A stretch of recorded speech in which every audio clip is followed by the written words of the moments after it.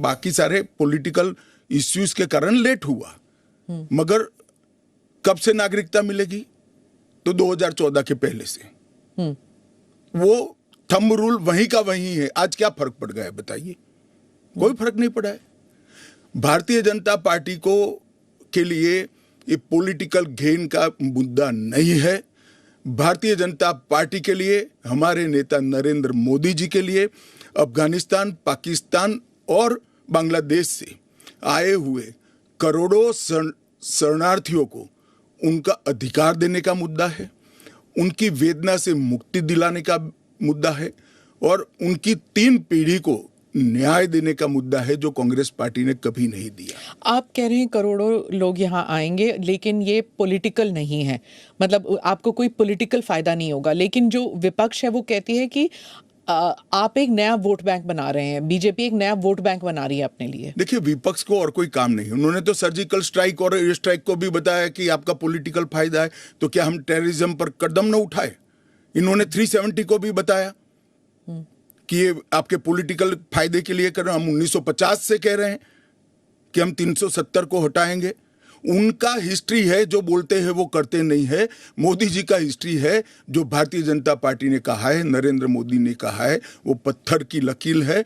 मोदी की हर गारंटी पूरी होनी है। 2019 में आपने ANI को इंटरव्यू में कहा था कि जो हिंसा हुई थी उस वक्त, CAA के कारण जो हिंसा हुई थी, उस वक्त आपने कहा था एक डिसइंफॉर्मेशन कैंपेन है और वो आप दूर नहीं कर पाए उस डिसइंफॉर्मेशन को, मिस इन्फॉर्मेशन, डिसइंफॉर्मेशन, जो भी।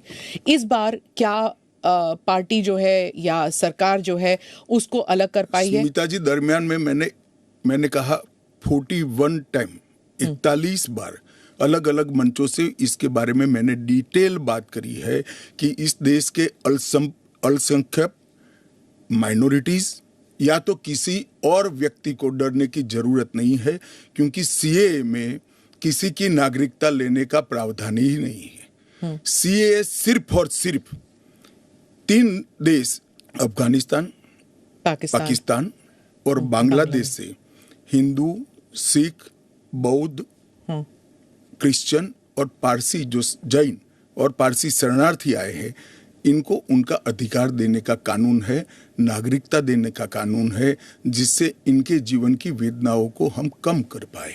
मैं बाकी रिलीजन्स के बारे में बाद में आती हूँ, पहले मुसलमान समुदाय के बारे में बात करते हैं, क्योंकि चाहे ओवैसी साहब हों, चाहे ममता बनर्जी हों, और फिर बहुत से विदेशी मीडिया जो है वो भी कह रही है it's an anti Muslim law, because आप मुसलमानों को नहीं शामिल कर रहे हैं, तो वो क्राइटेरिया ही है कि मुसलमान नहीं होने चाहिए।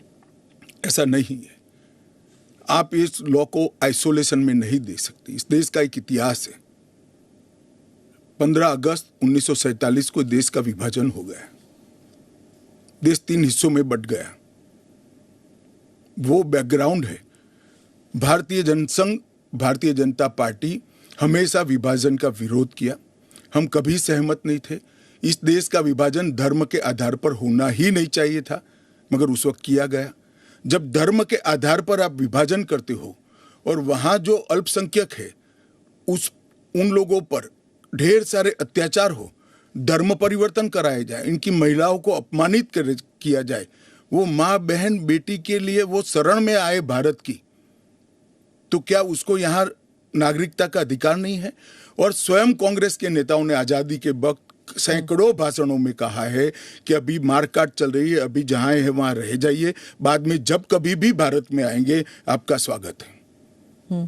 परंतु बाद में इलेक्टोरल पॉलिटिक्स चालू हुई, वोट बैंक की राजनीति चालू हुई। अपीसमेंट के कारण वो वादा कांग्रेस पार्टी ने कभी पूरा नहीं किया, जो आज नरेंद्र मोदी पूरा कर रहे हैं। सर, जो बाकी समुदाय, बाकी जो रिलीजन्स हैं, चाहे हिंदूज हैं, जैन हैं, बुद्ध हैं, सिख हैं, उन सबको तो मैं मानती हूँ, ठीक है, देवर रिलीजन्स बॉर्न इन इंडिया। नहीं, आंकड़े पर पारसी और अगर आप पारसी और ईसाइयों को ला सकते हैं, वो जो रिलीजन्स है, they were not born in India, तो अगर आप पारसी और ईसाइयों को ला सकते हैं तो मुसलमानों को क्यों नहीं? देखिए, मुस्लिम आबादी के लिए ही वो हिस्सा आज भारत का भाग नहीं है।